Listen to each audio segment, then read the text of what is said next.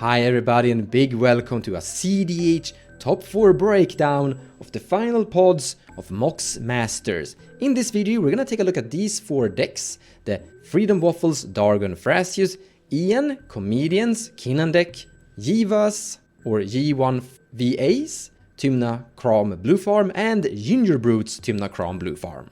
We're also gonna look at the game, narrate and showcase and comment on what is happening in the game. But first, I want to give a shout out to the Mox Masters, link in the description below of the video if you want to know more about them, what the Eminence game and playing with power is doing. If you want to take a look and see future events, link in the description below of the video. Now let's begin with the first person in turn order, Freedomwaffle. He's playing a Dargo Thrasius deck, which is something of a mixture between Thrasius' mid-range capabilities and Dargo's combo potential. For example, he has a Seedborn Muse in here, Selvala Heart of the Wilds, Kinan, and a Tide Spout Tyrant. But then comboing that with Dargo's Greater Good, Training Grounds for Thrasius, Phyrexian Altar for Dargo, Basalt Monolith for Kinan Infinite Mana, which can draw the entire deck with Thrasius, and Birgi with Dargo. To explain the basic combo in short is that you're using Dargo cost reduction from the command zone together with something like Phyrexian Altar or Birgi, usually both. You need a sack outlet if you have a Birgi, to in this case generate infinite mana. Because you've sacked so many things, Dargo basically costs 1 red mana, but you're gaining that 1 red mana when you're casting it with the Birgi. But then you sacrifice Dargo, continuously reducing the casting cost by 2 and gaining a mana in the process. From this you gain infinite mana and you can draw your entire deck with Thrasius. That is more or less how the deck wins in short. But you can also sculpt together breach lines. And Relic of Legends is absolutely amazing with Dargo because when you recast Dargo, you can tap Dargo to untap Relic of Legends. So it works similar to a Birgi, so to say. But also we have a Dockside Extortionist and Displacer Kitten, together with a huge package of non-creature spells to give Kitten triggers.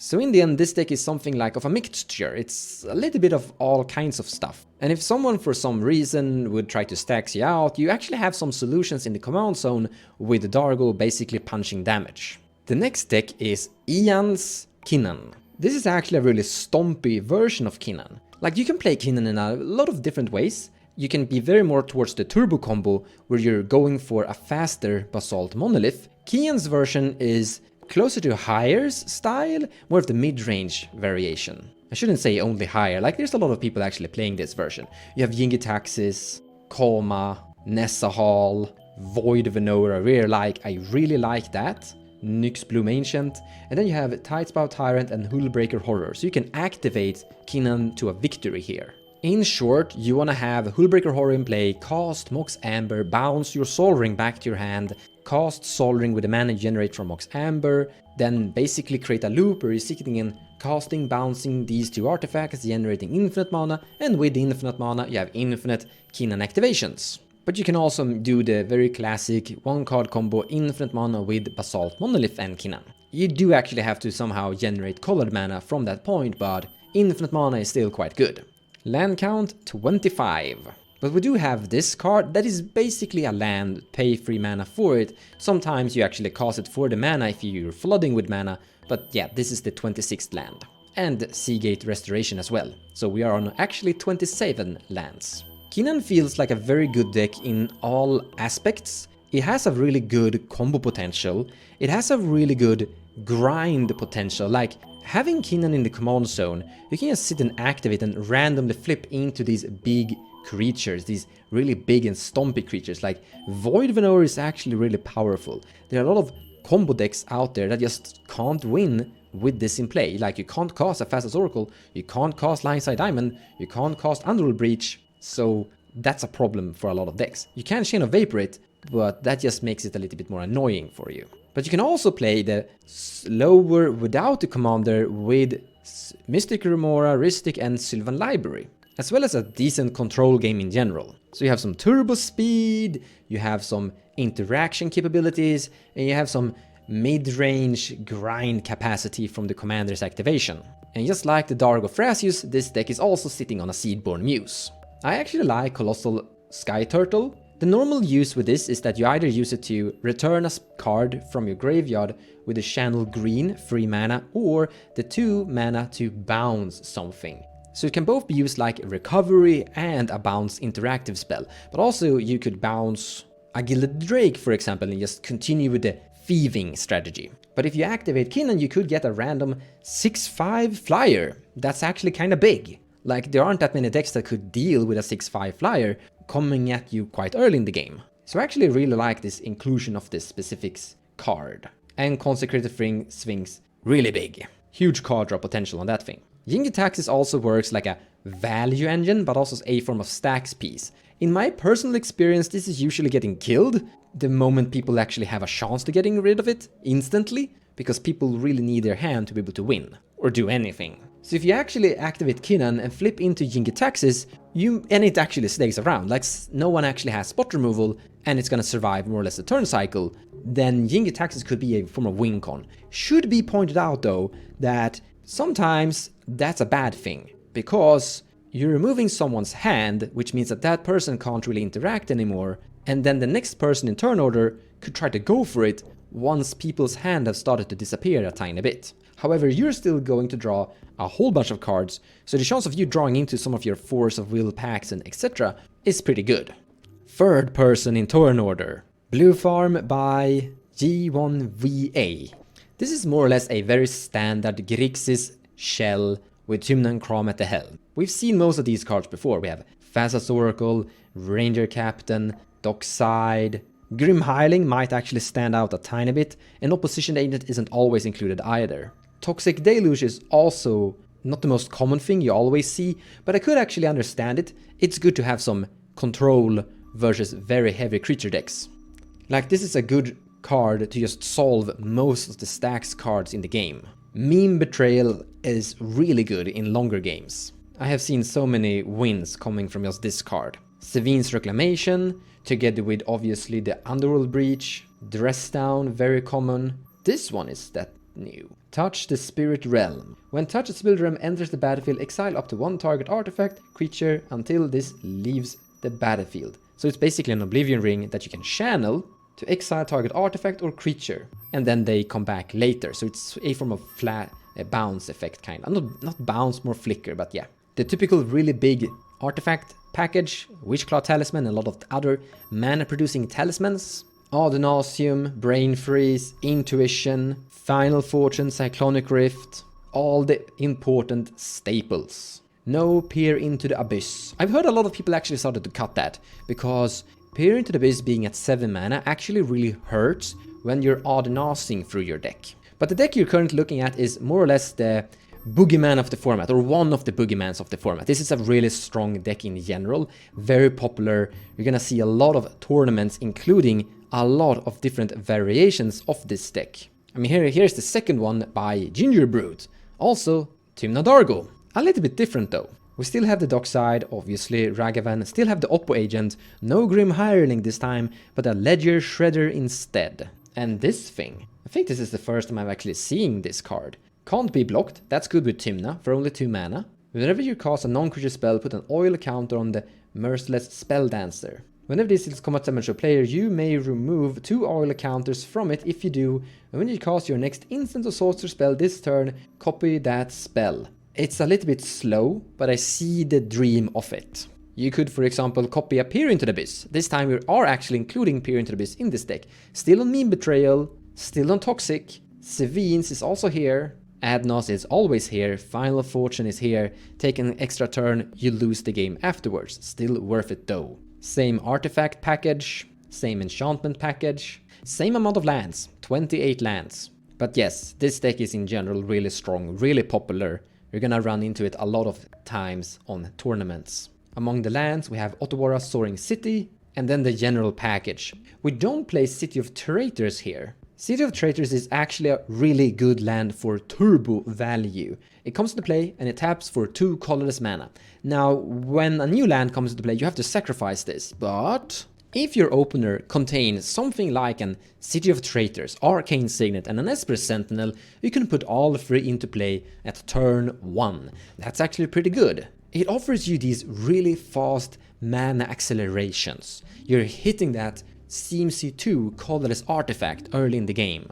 And if we look at this deck list, we have a bunch of cEDH artifacts. We have 2 talismans, Fellwar Stone, Arcane Signet. We could theoretically play more talismans here, but City of Traitors early in the game also helps you reach that Oddnos mana. And the thing is that this is a trigger, so you can put a land into play and still tap City of Traitors in your turn 2. So you're usually gonna have 2 colorless mana from this on your turn 2. So we've looked at the players and we looked at their decks. Now let's actually take a look at the actual game, what happened here. How did it play out? This game was live streamed, link in the description below of the video if you want to take a look at the entire live stream and more games from that tournament. So the Dargo Thrasius player basically puts a land into play and passes the turn. To Ian, who goes Tropical Island, Mana Crypt and Bird and passes the turn. Here we play a City of Brass and a Chrome Mox and then passes the turn. And then cast a Fellwar Stone, tap that one too, for a fish. But Kinan player Ian responds with a mental misstep on the fish, sending it to the grave. Turn then goes to the last turn in the turn order, Ginger Brute.